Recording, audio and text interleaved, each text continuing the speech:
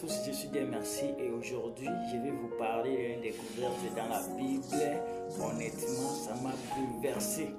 Est-ce que tu savais que Dieu peut te pardonner après des pires erreurs qu'il t'a faites? Même moi je ne savais pas jusqu'à ce que je lis ça. C'est dans Luc chapitre 11 verset 15 à 32 qui dit: un homme avait deux fils. Le plus jeune dit à son père: mon père, donne-moi la part de bien qui doit me revenir. Et le père les partageant son bien. Peu de jours après, le plus jeune fils, ayant tout ramassé, partit pour un pays éloigné, où il dissipa son bien en vivant dans la débauche.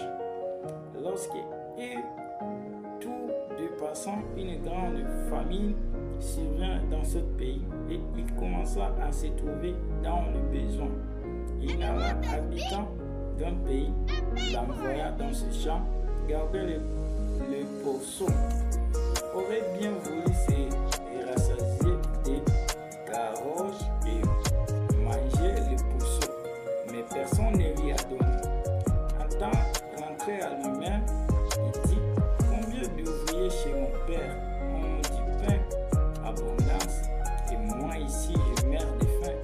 Je me lèverai, j'irai vers mon père, et je lui dirai: mon père, j'ai péché contre le ciel et contre toi. Je ne suis plus digne d'être appelé ton fils. Traite-moi comme l'un de tes ouvriers. Et il se leva et en allant vers son père, comme il était encore loin, son père le vit et fit ému de compassion.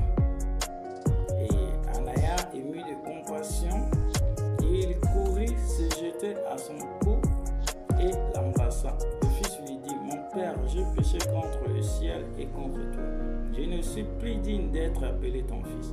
Mais le père dit à ses serviteurs: apporte vite le plus belle robe et revêtez-lui, mettez-lui un agneau au doigt et des souliers aux pieds. Amenez-le les veaux gros et tirez-le.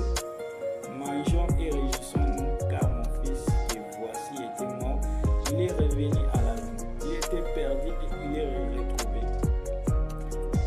Mais il fallait bien s'égarer et se réjouir, parce que ton frère qui voici était mort et qu'il est revenu à la vie, parce qu'il était perdu et qu'il est retrouvé.